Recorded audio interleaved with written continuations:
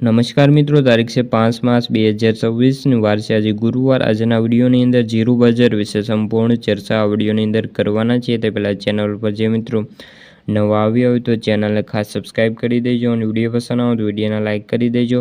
તો મિત્રો, જીરુંની આવકો ઘટીને માત્ર 18,000 બોરી થઈ ગઈ છે અને ભાવમાં પણ સ્થિરતા જોવા મળી રહી છે।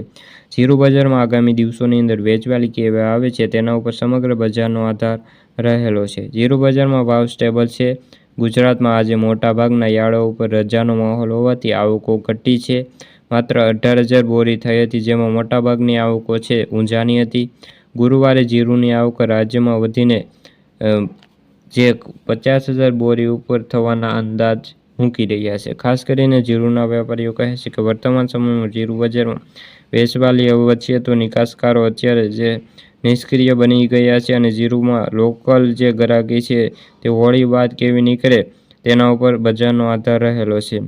મીડિયલ જે ઇન્ડેક્સ ભારતમાં જીરુંમાં વધી જાય છે અને પરંતુ હાલ નવા જીરું ઇન્ડેક્સમાં ભાડામાં અનેક ગણા વધી ગયા છે। હાલના ભાવથી કોઈ નિકાસના જે પેરિટ બેસે તેમ નથી અને સરેરાશ જીરું બજારમાં હવે માર્ચ મહિનો સૂક્ષ્મ રહે અને જો યુદ્ધ શાંત પડી જાય તો આ પરિસ્થિતિની અંદર પહેલા જેવી ફરી જાય તેવી શક્યતાઓ છે અને જીરુંમાં બજારમાં જે ઘટાડો નોંધાયો છે તેની અંદર સુધારો આવી શકે છે।